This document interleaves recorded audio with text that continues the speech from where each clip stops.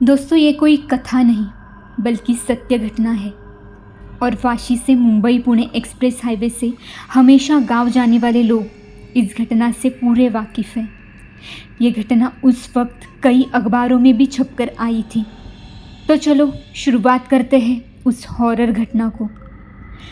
नवी मुंबई के वाशी सिटी में आज भी एक सायनपाड़ा नाम का एक हाईवे है, जहां महाराष्ट्र के बहुत से परिवार छुट्टियों में गांव जाने के लिए लग्जरी बसेस या फिर फेयर व्हीलर का सहारा लेते हैं। इसकी वजह ये है कि वह कम दाम में और जल्दी सफ़र तय होता है। ये 25 जुलाई 2002 की बात है, जब उस रात मुंबई सहित सभी जगहों पर बहुत बारिश हो रही थी और बारिश रुकने का नाम नहीं ले रही थी। और उसी रात हर वक्त की तरह इस वक्त भी नवी मुंबई के वाशी में सायनपाड़ा हाईवे पर कुछ यात्री महाराष्ट्र के पूना सहित लोनावला, खंडाला, खोपोली जैसे अपने अपने गांवों में जाने के लिए इकट्ठा खड़े थे। सभी लोग उनके अपने गांवों में जाने वाली लग्जरी बस कब आएगी इसका इंतज़ार कर रहे थे। उस रात बारिश बहुत तेज़ हो रही थी, सिवाय लोगों को ठंड भी बहुत लग रही थी। इसलिए लोग इंतज़ार कर रहे थे कि कब हमारी बस आएगी और हम बस में बैठकर चैन की सांस लेंगे। ये लगातार सोच रहे थे। तभी सायनपाड़ा हाईवे पर उसी रात 8 बजे अचानक से यात्रियों को दूसरे शिवसाई नामक एक बड़ी लग्जरी बस आते हुई दिखी। वो लग्जरी बस उनके सामने आते ही उसी बस में बैठे रघु नाम के कंडक्टर ने उस बस की खिड़की से बाहर झांककर चलो पूना पूना ऐसा लोगों को आवाज़ देने लगा। और उसके देखते ही पुणे की रास्ते अपनी गांव जाने वाले कुछ यात्री एकदम से उस बस की तरफ बढ़े और वो लोग बस में आकर बैठने लगे। बस में इसके पूर्व कोई यात्री नहीं था, यानी बस पूरी खाली थी। बस के अंदर आते ही यात्रियों को सुकून मिला, क्योंकि अब तक वे रात के टाइम ठंडी बारिश में खड़े रह कर काफ़ी तंग हो चुके थे। सभी यात्री अपने अपने सीट पर आकर बैठ गए। लगभग 7-8 यात्री बस में चढ़े थे। फिर बस सायनपाड़ा हाईवे से पूना के रास्ते चलने लगी। शेखर उस बस का ड्राइवर था और रघु जो उस बस का कंडक्टर था। इन दोनों की 6 साल से गहरी दोस्ती थी। हर बस में डोर के पास की कंडक्टर की हमेशा एक फिक्स सीट होती है, तो बस का कंडक्टर होने कारण रघु वही बैठा हुआ था। रघु आलस में था, क्योंकि दिन रात कंडक्टर की ड्यूटी निभाने के कारण उसकी नींद पूरी नहीं होती थी। इसीलिए उसने मन ही मन सोचा कि मैं अभी इन बस में चढ़े यात्रियों की टिकट एक साथ ही निकाल देता हूँ, ताकि बाद में मैं आराम से सो सकूँ। फिर किसी की टिकट निकालने की कोई झंझट ही नहीं, क्योंकि आगे हम हमारी बस में किसी और मुसाफिर को चढ़ाने वाले तो है नहीं। अब ये लग्जरी बस उसी जगह पर रुकने वाली है जहाँ ये मुसाफिर उतरना चाहते हैं। और फिर ड्राइवर शेखर भी अपना ही तो मित्र है, तो वो 100% मान जाएगा। तो मैं हर मुसाफिर से कह दूंगा कि उनका अपना डेस्टिनेशन आते ही वे शेखर बस की इनर लाइट चालू कर देगा। फिर आप अपने सही डेस्टिनेशन पर उतर जाए। उसी प्रकार रघु अपनी डोर वाली सीट से उठा और बस में बैठे यात्रियों के तरफ चला और हर एक यात्री को उसका अपना डेस्टिनेशन पूछकर टिकट निकाल कर देने लगा। उसे पता चला कि यात्रियों में ज़्यादातर लोग लोनावला ही उतरने वाले थे। बाद में बचे कुचे खाली 2-3 यात्री खोपोली के थे। फिर पुणे तक का सफ़र शेखर और रघु के अलावा कोई भी करने वाला नहीं था, यानी पूरी बस खाली होने वाली थी। रघु ने सभी यात्रियों के टिकट निकाली और फिर सभी को एक ही साथ चेतावनी दी कि जब भी आपकी डेस्टिनेशन आएगी तो शेखर बस की इनर लाइट चालू कर देगा, फिर आप अपने अपने डेस्टिनेशन पर उतर जाए। ऐसा कहकर रघु अपने दोस्त ड्राइवर शेखर की तरफ गया और शेखर को सिर्फ लोनावला और खोपोली आने के बाद बस रुकाने को कहा, क्योंकि बाकी किसी डेस्टिनेशन का कोई मुसाफिर नहीं है।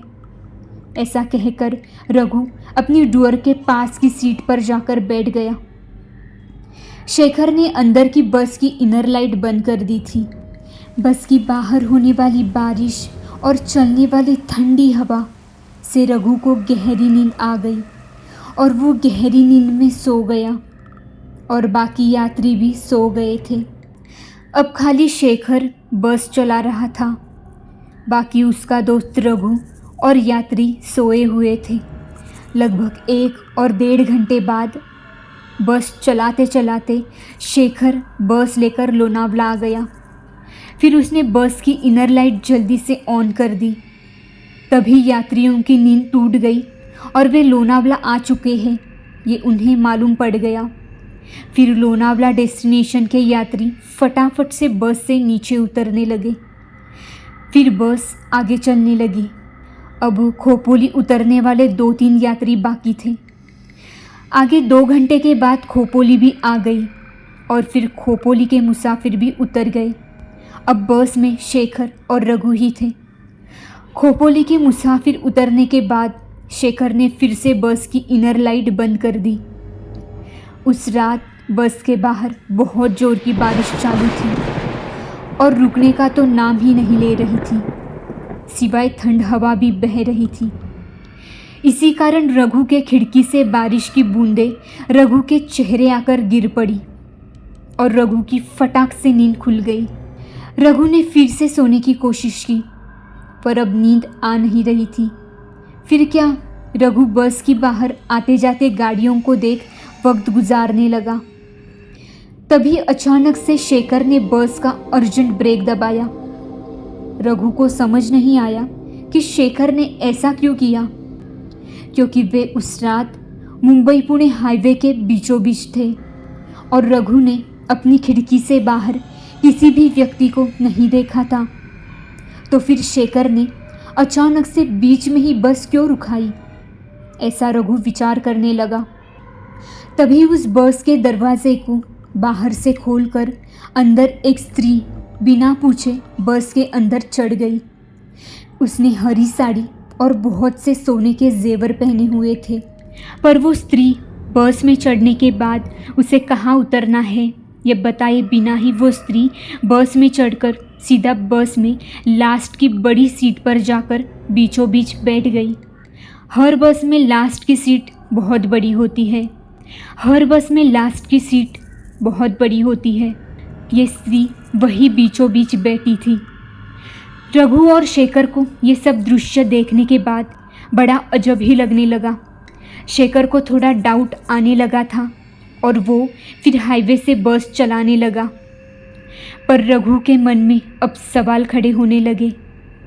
अजब बात है कि ये स्त्री तो मुझे दिखी ही नहीं, फिर ये कहाँ से शेखर को दिखी और ऊपर से बिना पूछे बस के अंदर भी चली आई। ठीक है, आई तो आई, पर उसे बताना तो चाहिए कि उतरना कहाँ है। जाने दो, मैं भी क्यों ज़्यादा विचार कर रहा हूँ, जब उतरना हो तो खुद ही आवाज़ दे देगी। ऐसे कई विचार करके रघु राह देखता रहा, पर वो स्त्री उसी लास्ट सीट पर बैठी रही।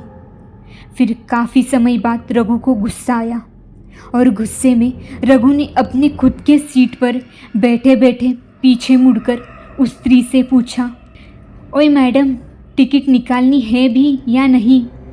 आपको जाना कहाँ है? तभी उस स्त्री ने वही लास्ट सीट पर बैठकर अपनी पर्स से कुछ पैसे निकालकर वहीं से डुअर सीट के पास बैठे हुए रघु तक हाथ लंबे कर दिए। रघु को ये देख झटके से वही हार्ट अटैक आ गया। ये चलता दृश्य शेखर ने भी अपने बस के सामने लगे आईने में से देखा और शेखर वही के वही बेहोश हो गया, पर उसका पैर बस के एक्सीलेटर पर था और वो चलती बस सीधा हाईवे के साइड में लगे पीपल के पेड़ पर जाकर जोर से टकराई। बस का ये एक्सीडेंट देखकर हाईवे से चलने वाली सभी गाड़ियों के ड्राइवरों ने झट से अपनी अपनी गाड़ियां हाईवे के बगल में रुकवा दी और वे एक्सीडेंट हुई बस की तरफ जाकर रघु और शेखर को कैसे तो करके बस से बाहर निकाला। शेखर बेहोश हुआ था और उसके सिर एक्सीडेंट के कारण घाव आया था और खून बह रहा था और रघु की तो सांसें, धड़कनें कुछ भी चल नहीं रही थी। फिर उन्हें वहीं से अस्पताल ले जाया गया। तभी डॉक्टरों ने रघु को मृत घोषित कर दिया तथा शेखर ने होश आने के बाद ये पूरी घटना डॉक्टर और पुलिस को बताई। तो दोस्तों, ये घटना यही समाप्त होती है। तो ये घटना आपको कैसी लगी मुझे कमेंट में ज़रूर बताना और मेरे वीडियो को लाइक और चैनल को सब्सक्राइब ज़रूर करना। धन्यवाद।